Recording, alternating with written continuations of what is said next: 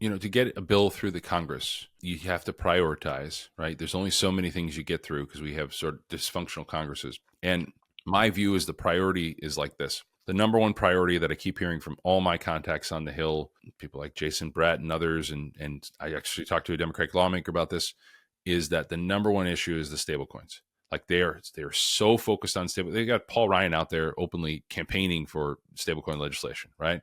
Um, so so so so stable coins are at the top of the list. The second issue, I think, is a market structure bill. Now, those two issues may get combined. I hope they don't, because the more you combine into a bill, in some respects, unless it's some big omnibus, it's harder to get passed. I hope that you just get some one-off pieces of legislation for stablecoin and then another one for a market structure. But regarding the capital gains, I think the most likely thing you would see would be some sort of de minimis exemption. I don't believe under any circumstance you're going to get some broad capital gains tax that relief that comes through that, all Bitcoin is suddenly not taxed. I would bet heavily against that. I think there's severe opposition to that. I know personally senators that would block that.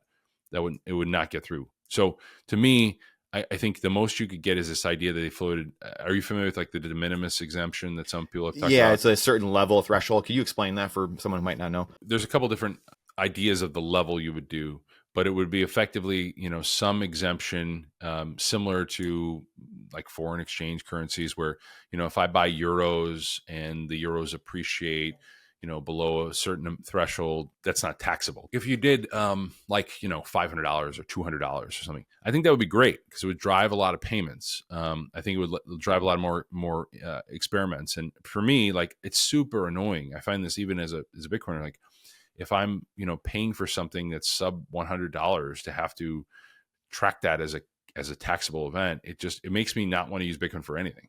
Like I would, that alone, just the headache of having to do that, I think is a huge disincentive. So a lot of these people out there, this is really important, I think, whenever you hear these arguments, well, nobody uses Bitcoin as a payment system.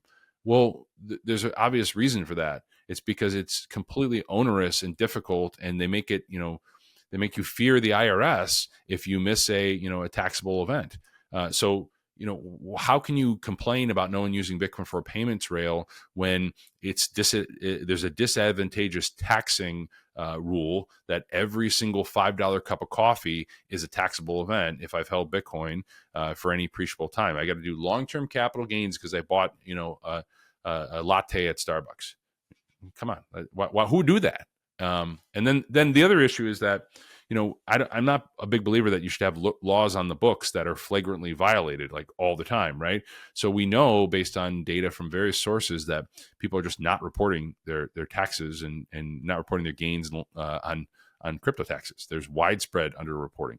So because of that, right, that's another issue. Like, okay, do you want to have a system in place that is so difficult to follow and that is being widely violated, making criminals out of a lot of people? No, that's not good for society either. So I really hope they address these issues. But again, I want to temper that because if there's one thing I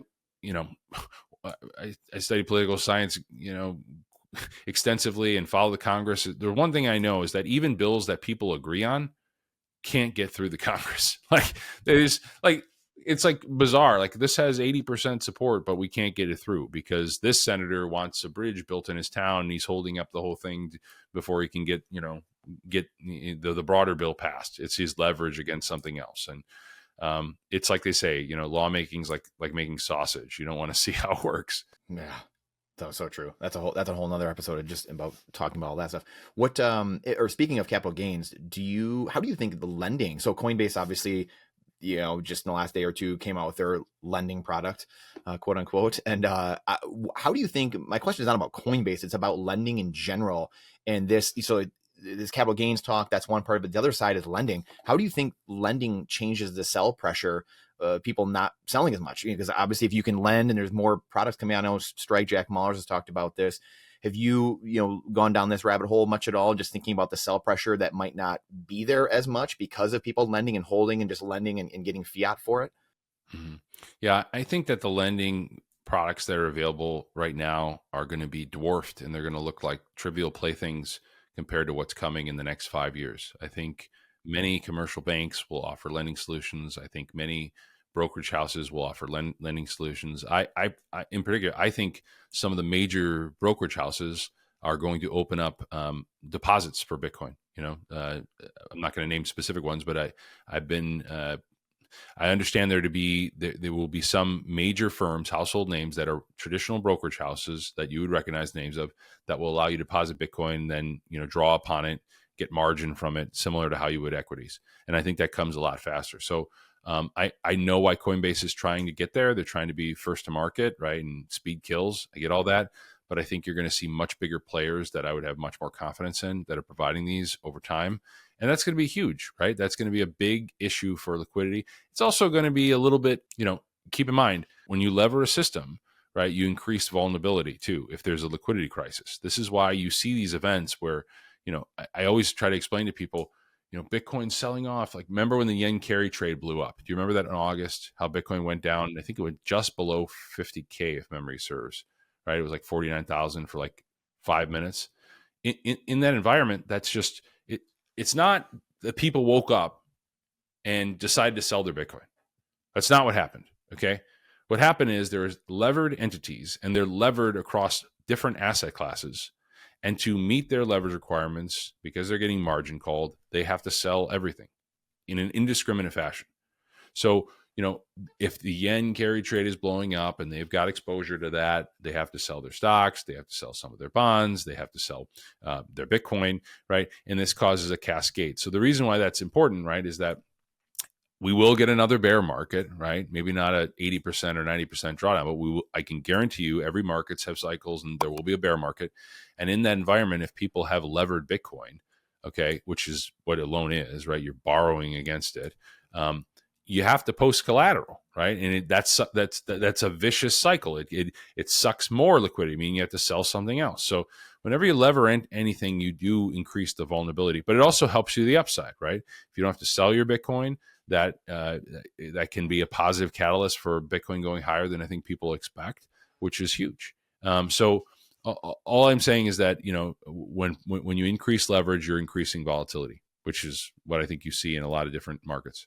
Luke Gromen, been making the rounds. I would love to get your thoughts on him. I'm sure you've seen some of it. Him talking about Bitcoin being the new oil. I would love for you to touch on that and talk about liquidity in the system and where you think this liquidity is going. I would love for your thoughts on just kind of all of that, some of this real macro, just global geopolitics that are going on right now. If you want the answer to that question right there and you like that spicy clip, check it out here. Come on, we'll see you in there. But if you want the full interview in its entirety, all the spicy clips put together, and you're not going to want to miss it, believe me, then check that out here. Come on, we'll see you in there. Do it.